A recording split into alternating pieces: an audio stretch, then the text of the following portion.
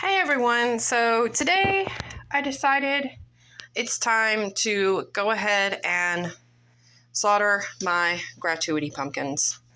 I've already started with my son's pumpkin that he did.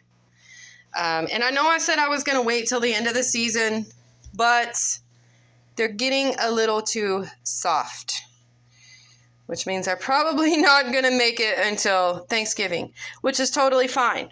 Because I'm going to tell you how to make your own pumpkin pie filling from these things. Now, these pumpkins, these white pumpkins, I'm not going to use them for pie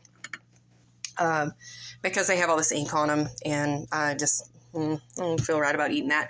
But I am going to keep the seeds to grow more pumpkins next year. And how I'm doing that is, so the first thing I did is, sorry, I have attention deficit disorder, and I kind of just go all over the place. But, so the first thing I did is I went ahead and I just cut the pumpkin in half with this large knife. This is one of my favorite knives, by the way. It's so lightweight, and it just right through it. So, these pumpkins were fairly soft, so it wasn't too hard to just cut it right in half. And I took this spoon and I scraped out all of, now what I call is the innards of the pumpkin. And you're going to end up with things like, you're going to kind of have this gross slimy stuff with the seeds. You will be getting your hands dirty with this, by the way. And what I do is I take these innards and I just rinse it off and let the seeds fall into my little catch-all here in my sink. I'm not going to be eating these seeds. These are going to be for growing. And I'm going to make me a little pumpkin patch out back. I'm going to grow some of these snowball pumpkins because I just really like these for gratuity pumpkins and decoration. I did try a little piece of them, of the little meat part here, which this is a part that you eat. When you eat pumpkin pie, this is the part of the pumpkin that you're eating. If I was to use this pumpkin for pie or to eat, what I would do is I would take these sections and cut them in half, and then I would boil this pumpkin until it was super soft, like falling apart, and then I would scrape this part off of the skin. And you don't eat the skin, you would throw the skin away.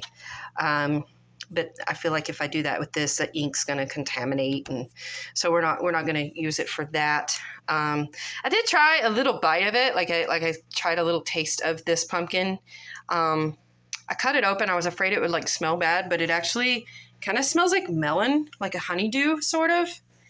But it doesn't have a whole lot of flavor, so that's another reason I'm like, I also have this pumpkin here, this orange pumpkin, which this is the one that you would use to make pies with.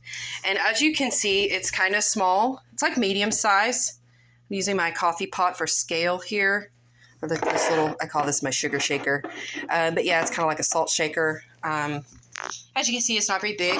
This pumpkin though, once you cut it and boil it and scrape off what I call the meat, will make enough pie filling for 4 pumpkin pies. And usually what I do is I will cut it up and boil it, scrape off the meat, add my ingredients, my evaporated milk, seasonings, and all that.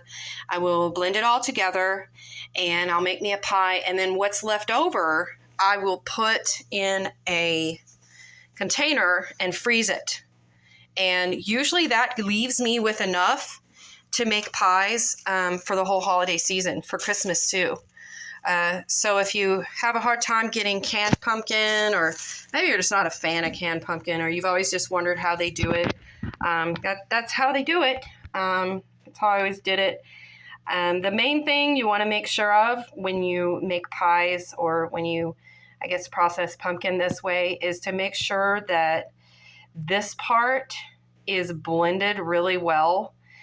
Sometimes I have to use a blender to really get it to like puree it. You basically want to just puree it really good, because sometimes I've made pies and they ended up with the little rinds in there, and you don't want those rinds. The rinds are like the little stringy pieces you see.